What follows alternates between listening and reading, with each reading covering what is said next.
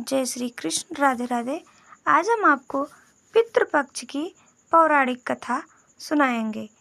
पितृपक्ष की पौराणिक कथा इस प्रकार है। पितृपक्ष की पौराणिक कथा के अनुसार जोगे तथा भोगे नाम के दो भाई थे। दोनों अलग अलग रहते थे। जोगे धनी था और भोगे निर्धन। दोनों में परस्पर बड़ा प्रेम था। जोगे की पत्नी को धन का अभिमान था, किंतु भोगे की पत्नी सरल हृदय की थी। पितृपक्ष आने पर जोगे की पत्नी ने उससे पितरों का श्राद्ध करने के लिए कहा, तो जोगे इसे व्यर्थ का कार्य समझकर टालने की चेष्टा करने लगा। किंतु उसकी पत्नी समझती थी कि ऐसा नहीं करेंगे तो लोग बातें बनाएंगे। फिर उसे अपने मायके वालों को दावत पर बुलाने और अपनी शान दिखाने का यह उचित अवसर लगा। अतः वह बोली, आप शायद मेरी परेशानी की वजह से ऐसा कह रहे हैं, किंतु इसमें मुझे कोई परेशानी नहीं होगी। मैं भोगे की पत्नी को बुला लूंगी, दोनों मिलकर सारा काम कर लेंगी। फिर उसने जोगे को अपने पीहर न्योता देने के लिए भेजा। दूसरे दिन उसके बुलाने पर भोगे की पत्नी सुबह सवेरे आकर काम में जुट गई। उसने रसोई तैयार की, अनेक पकवान बनाए, फिर भी काम निपटाकर अपने घर आ गई। आखिर उसे भी तो पितरों का श्राद्ध तर्पण करना था।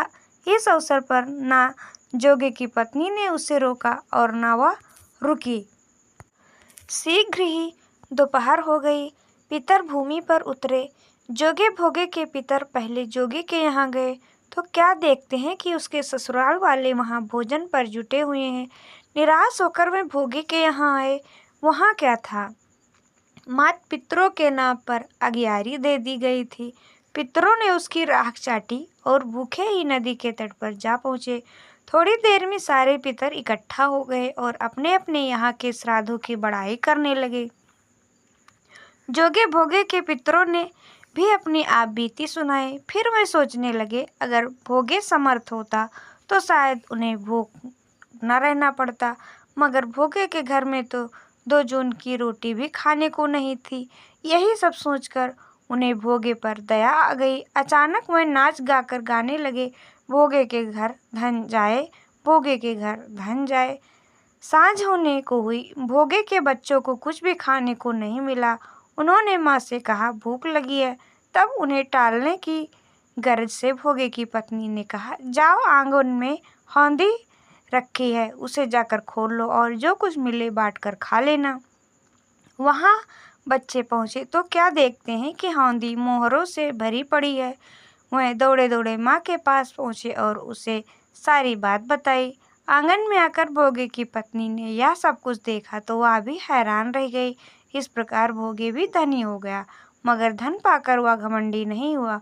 दूसरे साल का पितृपक्ष आया। श्राद्ध के दिन भोगे की स्त्री ने 56 प्रकार के व्यंजन बनाए, ब्राह्मणों को बुलाकर श्राद्ध किया, भोजन करवाया, दक्षिणा दी। जेठ जेठानी को सोने चांदी के बर्तनों में भोजन कराया।